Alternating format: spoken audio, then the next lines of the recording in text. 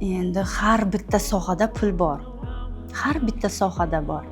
Уборщицada ham pul bor, deylik ofitsiantda ham pul bor, deylik предприниматель, biznesmenlarda, investorlarda ham pul bor. Degani bu kosmetologiyada ham pul bor. Lekin eng asosiy ko'p pul bilasizmi kimda? Dori-darmon chiqargan kosmetologlarga o'shalarda eng ko'p pul bo'ladi. Chunki hozir nimagaki botokslar 2 oy, 3 oyga yetib qolyapti-da, yengil qilishyapti, ya'ni ham tozalab berishyapti, deyishyapti.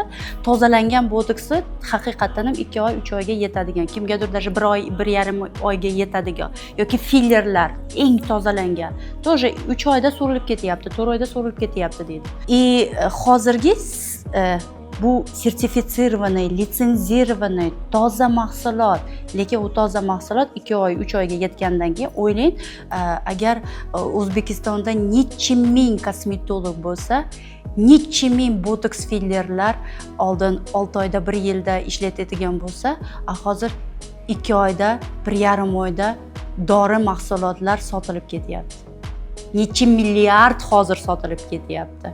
Shuncha kosmetolog bo'lsa, zavod ulgurmayapti chiqargani dori-darmonlarni. Zavod chiqaruvchi imенно dori-darmon kosmetolog yo'nalishiga o'shalar milliarder hozirgi paytda hisoblanadi.